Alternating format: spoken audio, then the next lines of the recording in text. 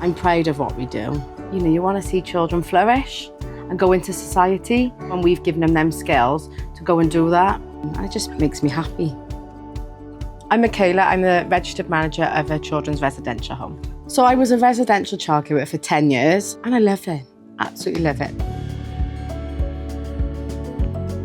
I myself went through the social care system, and then I was lucky enough to go into a foster family. I always wanted to give something back because of the positive experience from it.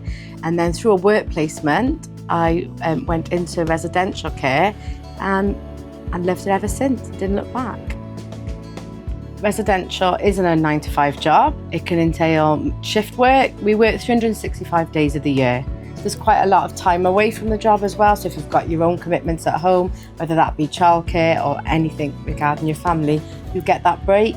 We do the day-to-day normal things. We get to take them on holidays, we go on trips, we go on weekends away. It's just being able to be around children having fun and that laughter.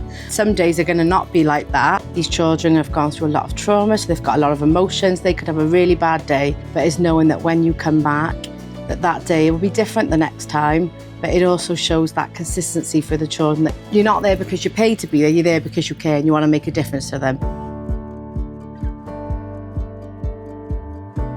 Teamwork is important in residential care. You're not working alone, you're working as part of a team to look after the children.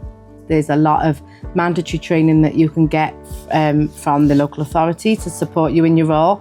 Life experience and then daily encounters with the children is the best experience, and then the training enhances that. I do recommend it for a career for other people. Not everyone, but definitely I think for myself, it allowed me to develop personally and professionally. But there's a lot of training which has helped me to go up the ladder and become a manager.